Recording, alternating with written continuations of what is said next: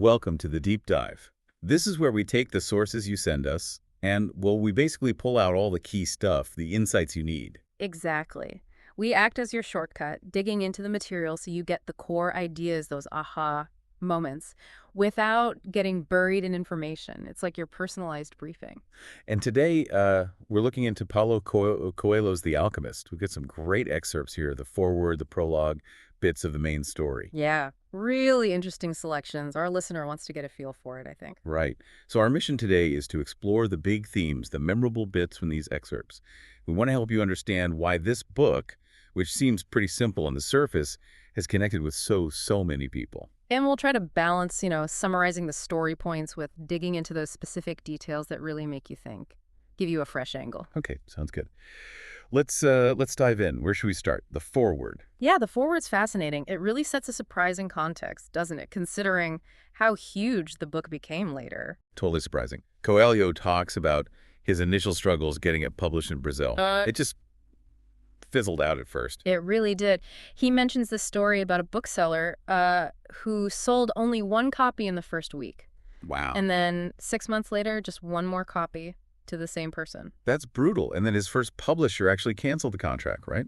Just dropped him. Yeah, a huge knockback. But he says, quite powerfully, that he never lost faith in the book. Why do you think that was? What kept him going? Well, his reason is pretty profound. He says, it was me in there, all of me, heart and soul. He saw his own life reflected in the book's journey. Like a metaphor. Exactly, a metaphor for seeking a treasure, only to find it was inside him all along. For him, that treasure was his ability, his capacity to write and share these stories. So the journey of writing the book and getting it out there was the treasure, in a way, not just the end result. Precisely. It wasn't just about success, it was the act of creation, the self-discovery. It ties directly into this idea of a personal legend that we see later with Santiago. Right, that term comes up again and again. So he felt this deep personal connection to the story. Absolutely. And he also mentioned something else key, his belief in omens. He calls them the language of God. Which is central to Santiago's journey, too. Maybe for us today, that translates to intuition, gut feelings, paying attention. Could be, like noticing those little synchronicities when you're on the right path. He felt they guided him as a writer. And it wasn't just about him, was it? He hoped the book could connect people. Yeah, he talks about it being a potential bridge between cultures, sharing universal human stories, finding common ground, even if people's politics or beliefs are totally different. Interesting ambition. Okay, so after the foreword, we hit the prologue. It's a short but memorable. That story about Narcissus. Yes, told by the alchemist character within the story. It's a familiar myth, but with a twist. What's the twist again? Well, usually the lake weeps because it misses Narcissus's beauty, right? But in this version, the alchemist says the lake wept because Narcissus's eyes reflected the lake's own beauty back at it. When Narcissus died, the lake couldn't see itself anymore. Huh. That completely changes the meaning. It's not about vanity, but about losing that reflection, that connection. Exactly. It hints maybe at needing others, or perhaps the world, to see our own value reflected back. Or maybe seeing things in a new way. Could be foreshadowing Santiago's journey, needing to leave his familiar world to see himself differently. It's definitely suggestive, sets a certain tone, leads us nicely into Santiago himself. Right, Santiago the shepherd. We meet him settling down in an old abandoned church with his sheep. Seems like a simple, predictable life. Very routine. Sleeping under the stars, his sheep, his book, which he notes makes a good pillow if it's thick enough. Practical guy. Yeah, but there's something else stirring, isn't there? This recurring dream. Yes, the dream that always stops just before the important part. It bothers him enough that he decides to travel to Tarifa. To see a dream interpreter. An old gypsy woman. Right, and she tells him the dream speaks the language of the world and points him towards the pyramids in Egypt. There's treasure there, apparently. But there's a catch. Always a catch. She wants 1/10 of the treasure if he finds it. How does Santiago react? He's pretty disappointed, actually. Skeptical, it's vague, and the payment seems, well, premature. He hasn't found anything yet. Understandable. It's a big leap of faith required right there. But this leads him to someone else, doesn't it? It does. The very next encounter is crucial. He meets an old man in the plaza, Melchizedek. Who claims to be the king of Salem, which sounds pretty out there. It's definitely a strange, almost mystical encounter. Melchizedek knows things about Santiago, his thoughts, his history, even the name of a girl he likes, stuff he couldn't possibly know. Like the universe is giving him a nudge. Feels like it. And this is where Melchizedek introduces the term personal legend. Ah, there it is again. How does he define it? As what you have always wanted to accomplish. Your true desire, your life's purpose, basically. And he contrasts that with something else. Yeah, what he calls the world's greatest lie, which is the idea that at some point, fate takes over and we lose control of our lives. So it's our dreams versus the feeling that we're just puppets of fate. That's a powerful conflict. Absolutely. Melchizedek suggests that pursuing your personal legend is your real obligation, because that desire comes from the soul of the universe. Okay, deep stuff. And then Melchizedek makes an offer. Another offer, another price. He'll tell Santiago how to find the treasure, but this time it costs 1/10 of his flock, his actual sheep right now. Wow. That's concrete. 10 sheep. And he gives him something else too, right? Stones? Yes, Urim and Thummim, a black stone and a white stone. They represent yes and no, meant to help Santiago make decisions when he feels lost or can't read the omens. So Santiago's really at a crossroads. His comfortable life as a shepherd, or this risky, uncertain quest for treasure based on a dream and some strange encounters. Big decision. We see him wrestling with it, the freedom he has versus the allure of the dream. And what does he choose? He chooses the dream. He sells his sheep, takes the money, and decides to go for it. Cussy move. Maybe Melchizedek's words just hit home, tapped into something already there. I think so, that feeling that there must be more. So off he goes to Tangier, Africa. Full of hope, probably. You'd think so. But things go wrong almost immediately. Oh, right, the money. Yep. He trusts someone who seems friendly, a guide, and the guy just takes off with all his money, leaves him stranded and penniless in a foreign city. Ouch. It's got a sting. Betrayal, loss. Yeah. He must be regretting selling those sheep right about then. Totally. He questions everything. Could he make a huge mistake? Was this whole dream thing just foolishness? What pulls him out of that despair? Does he use the stones? He remembers Melchizedek's words that the universe helps those pursuing their legend. And yeah, he holds Urim and Thummim, and they give him a little comfort, a reminder. He decides not to give up. He chooses perseverance. So what's his next step? He needs money. He needs to survive. He sees a crystal shop and offers to work for the merchant, just cleaning the glassware, hoping to earn enough to get back to Spain and buy more sheep. Back to square one, almost. But his time at the crystal shop turns out to be, well, transformative, doesn't it? It really does. He doesn't just clean, he brings new energy. He suggests cleaning all the crystal to make it sparkle. Good idea. Makes sense. Then he suggests building a display case outside to attract more customers. Okay, getting ambitious now. And then the big one, suggesting they sell tea in the crystal glasses to people walking up the hill. That's clever. And does it work? Big time. Business booms. The shop becomes much more successful, all thanks to Santiago's ideas and energy. It shows what happens when you bring a fresh perspective, maybe. He wasn't stuck in the old ways like the merchant. Exactly. And it highlights this contrast between them. Santiago still dreams of the pyramids, but the merchant, well, he has a dream too, right? To go to Mecca, the pilgrimage. Yes, but he's afraid to actually do it, afraid it will change him, afraid of what he'll do after achieving his dream. He's kind of comfortable being stuck. That fear of change, fear of the unknown, we see that a lot. And the merchant introduces another concept here, Maktub. Right. It is written, it's the sense of destiny, acceptance, but it's not necessarily passive, like giving up. It's more like acknowledging what is while still moving forward, accepting the flow. Gotcha. So Santiago works there for, what, almost a year? Yeah, a long time. He earns enough money to go back home, buy double the sheep he had before. He could go back to his old life. But he doesn't. Something's changed in him. Definitely. He's tasted something different. He's kept the dream alive, maybe seen his own potential in transforming the shop. The lure of the personal legend is stronger now. He's more committed. So what does he do with the money? Instead of buying sheep, he uses it to join a caravan crossing the Sahara Desert. He's heading for Egypt, for the pyramids, after all this time. Back on track. And on this caravan, he meets another significant character. The Englishman. Another seeker, but a very different type. How so? The Englishman is also after an alchemist, and the philosopher's stone the secret to turning lead into gold and the elixir of life.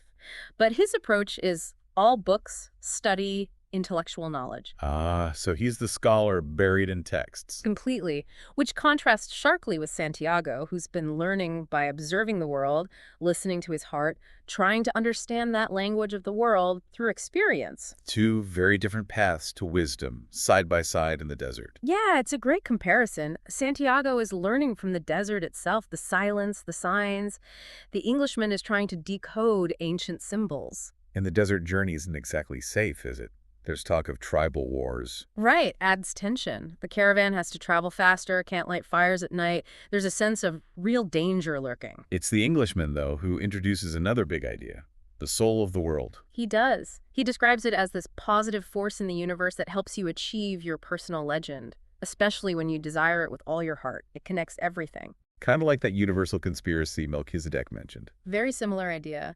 And interestingly, Santiago glances at the Englishman's complex alchemy books and has this simple insight. All things are the manifestation of one thing only. He's getting it intuitively. He feels the connection while the Englishman is trying to analyze it. You could say that.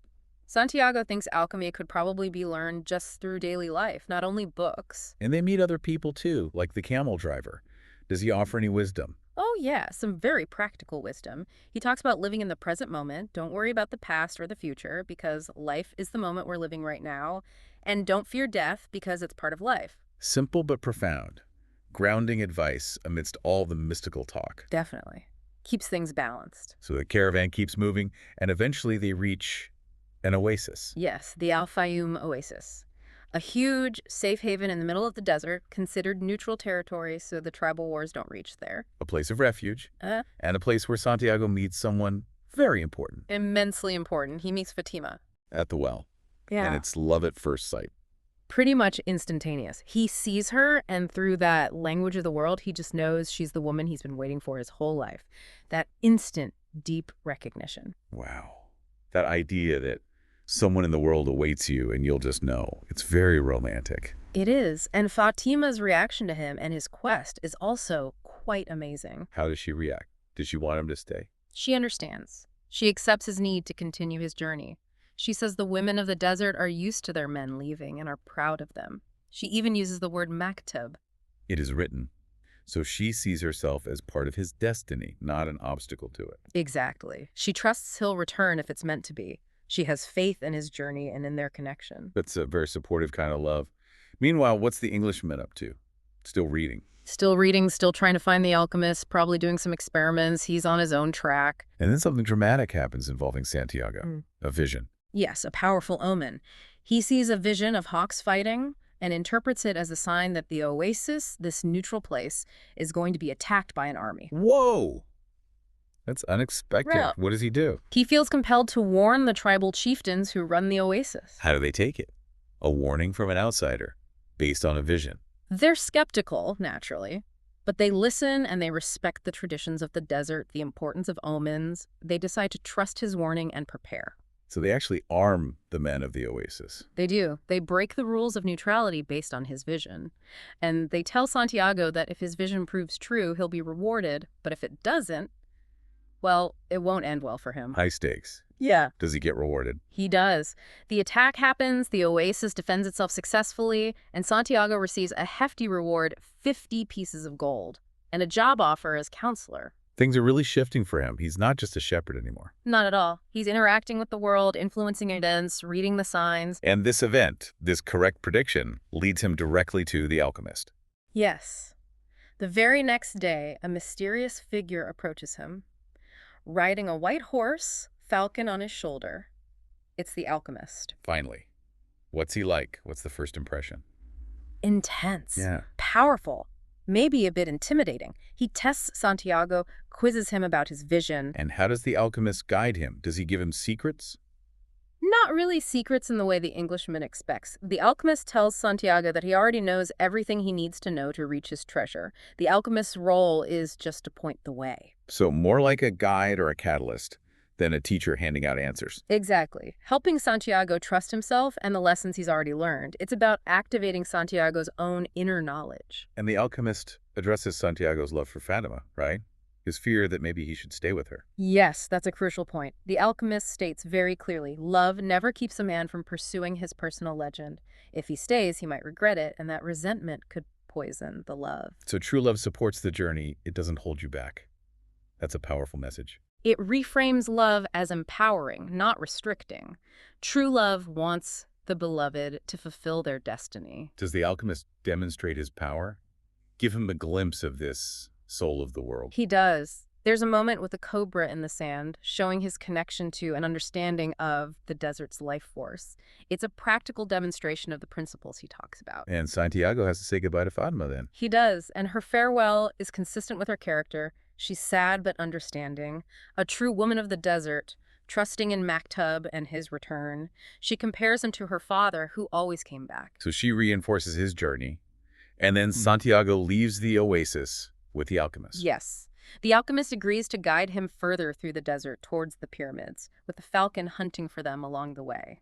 The final leg of the journey begins. Okay, so we've covered a lot of ground within these excerpts. Stepping back, what are the really core themes jumping out at you? Well, the big one, obviously, is pursuing your personal legend, following that dream, that calling. It's everywhere. And tied to that is listening to omens, understanding the language of the world, trusting your intuition, that gut feeling. Right, paying attention to the signs. Then there's overcoming fear. Fear of failure, fear of change, fear of the unknown, even fear of success, like the crystal merchant. Yeah, that's huge. Yeah, And the nature of love comes up too. absolutely. Love as something that should support your quest, not hinder it, like Fatima's love for Santiago. And thinking about specific moments, Uh. some things really stick out. The initial failure of the book is kind of mind-blowing. It really is. And that Narcissus prologue twists the lake, weeping for its own reflection. Yes. Very clever. Melchizedek just appearing like that, the king of Salem. Mm-hmm. Very mysterious. And the crystal shop, seeing it transform just through Santiago's simple ideas shows the power of just doing something. Mm-hmm. And Maktub, that phrase lingers. The oasis itself, this huge safe zone. And then the alchemist arriving. Mm-hmm. Very dramatic entrance. Yeah, lots of memorable images and ideas packed in there. And for you listening, hopefully this gives you that quick but deep understanding you were looking for. Those aha moments without feeling like you've read the whole thing yet. It feels like we've hit the key points and concepts from these sections. I think so. It gives a really solid sense of the book's heart. So as we wrap up this deep dive into the Alchemist's excerpts, here's something for you to maybe reflect on. What's the treasure in your own life? Mm-hmm. Good question. Is it a goal you can see, like the pyramids? Is it a relationship? Or maybe it's something inside you, like Coelho finding his voice, an undiscovered talent or strength. And what about those omens in your life? Those little nudges, coincidences, gut feelings? Are you paying attention? Are you listening? And the biggest question, perhaps, what is your personal legend? What's that thing you've always wanted to accomplish? And maybe, what's one small step you could take towards it, even today? That's definitely something to ponder, a powerful way to connect the story to your own path.